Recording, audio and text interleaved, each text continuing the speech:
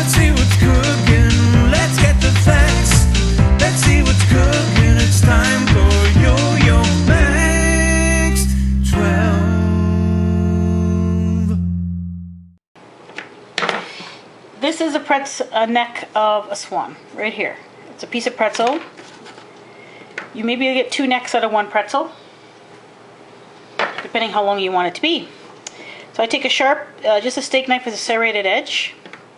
Take your pretzel, and you're just going to score it with a light back and forth sawing motion, like so, in a couple places. So just giving a place for the pretzel to break. This is tricky, and you're going to go through lots of pretzels, I'm telling you right now. So make sure you buy lots of pretzels.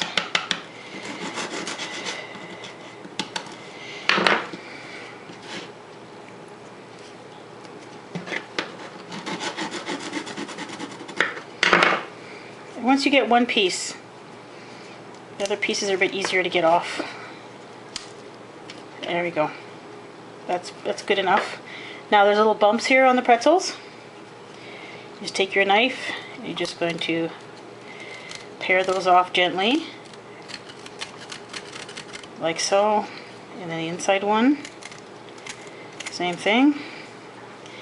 And then the end piece, you're just gonna cut that off straight. There you go. It's one neck.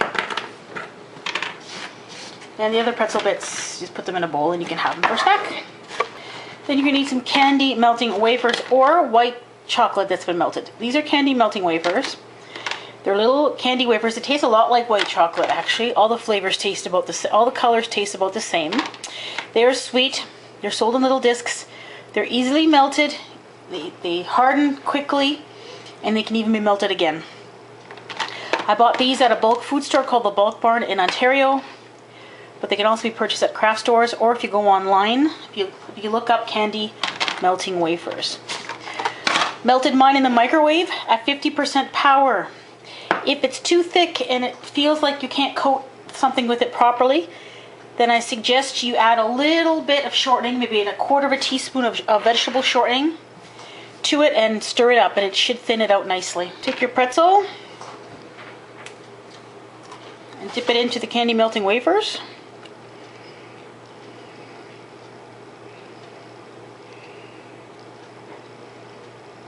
You don't have to go all the way down to where your fingers are, because that's going to be inside the cupcake.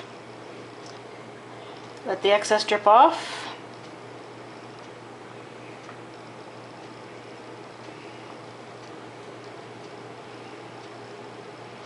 There we go. Now, so that this dries, if you put it flat on something, you're going to end up with a flat side. So what I did is, this is just a bowl with plain white sugar in it.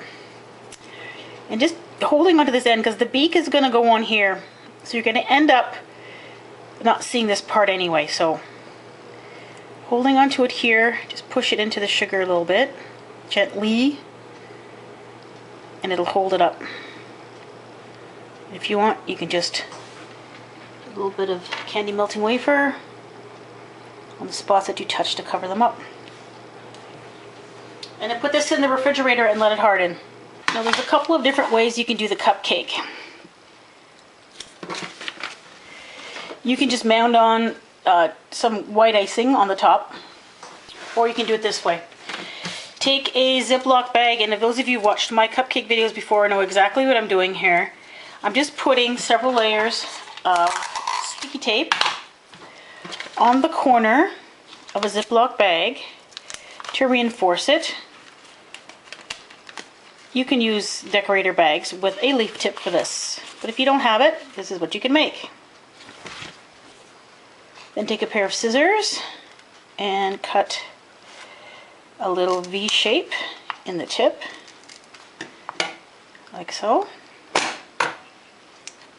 The recipe for this buttercream icing I'm using is on my channel page, my Yo-Yo Max 12 channel page. If you click on the little banner on this video, it'll take you to my channel page, and the recipe's on the left hand side near the bottom. Okay, Put the icing in. Give it a little twist just to close it off. This is essentially what we're going to be doing here. Squeeze and release, and you get like a little leaf shape, or in this case we're going to call it feathers. Okay?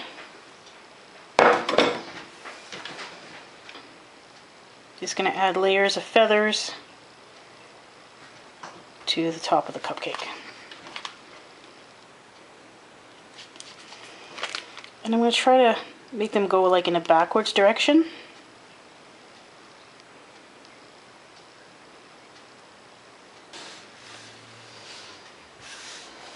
Need some marshmallows for the wings. I'm going to cut it in half.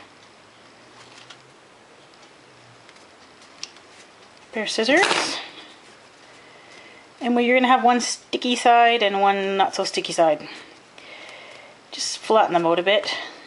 Stretch them out. Make them a little bit bigger. Like so. And you're going to get some white sugar. These are like large crystals. They're like, it's coarse. It's very shiny looking sugar. Dunk the cut end in there. Make it easier to handle. And then we're going to cut with a pair of scissors little notches into the marshmallow to make it look like feathers on a wing. And you can even pinch these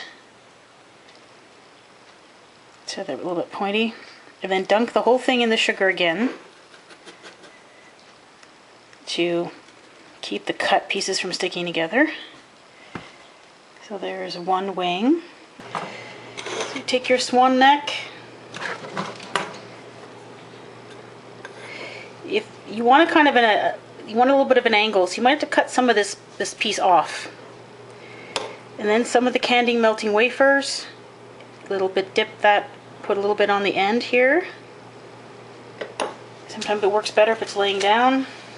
You're going to take a white jelly bean and attach it to the end like so, and that will be the swan head.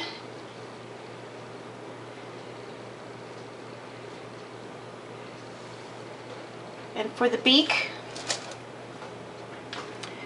we're going to use a runt candy like we did with the flamingo. Break it in half.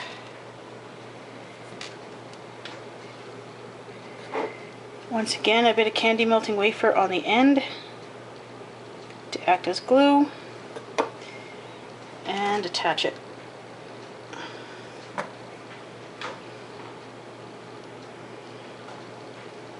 And we're going to let that harden. Once it's hardened, you can see on one side here it's a little bit flat. So what you can do is just take a knife and just, scrape off, gently scrape off the candy melting wafer that's making the lump. And if you have any pretzel that's showing, a little bit of candy melting wafer, cover that spot up. Just like that. Now for the details, this is black icing that I put in a Ziploc bag, and I just cut the end off just to make just a little bit coming out at a time.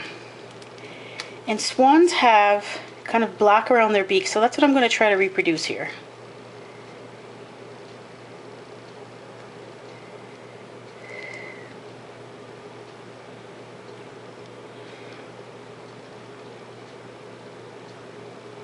Basically just filling in the gap between the beak and the candy.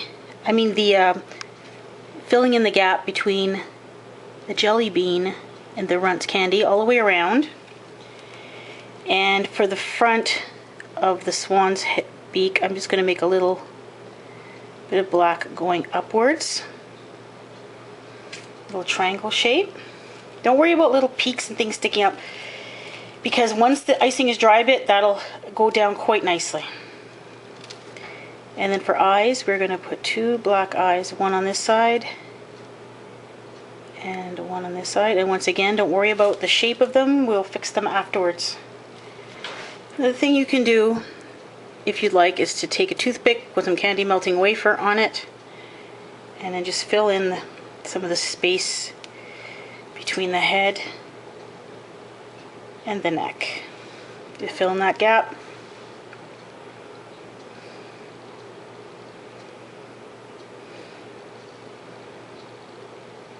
Okay, now I'm putting the neck of the swan into the body of a large cupcake. And I didn't like the large cupcake. I found that it looked like the head was too small. So what I did is I used a miniature size cupcake instead. And I'll show you what that looks like next. With a small cupcake, I used the same technique to put the white feathers on there. So here we go. I'll show you that next. And the swan head that we made. I'm going to insert kind of like this into the icing. And you can just push the icing up against it to hold it. And if there's any candy melting wafer missing, we just got to add it. And then the wings that we made and the tail, we're just going to nestle them into the icing. One on each side.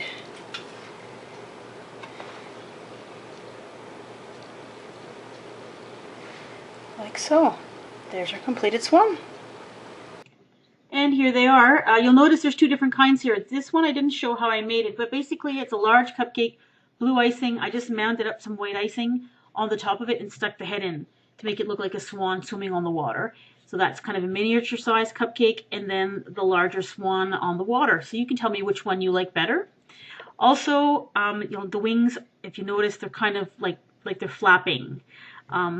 Instead of putting the wings up like I'm doing here, I also turn them around so that they're flat against the swan side, so it looks like they're more like swans at rest. So I thought that was kind of cute as well. So you can choose whatever position of wings that you'd like, or you can do both. And this is a prototype. This is the first one I made, so it looks a little bit different from the others. So there you go, swan cupcake. Give it a try.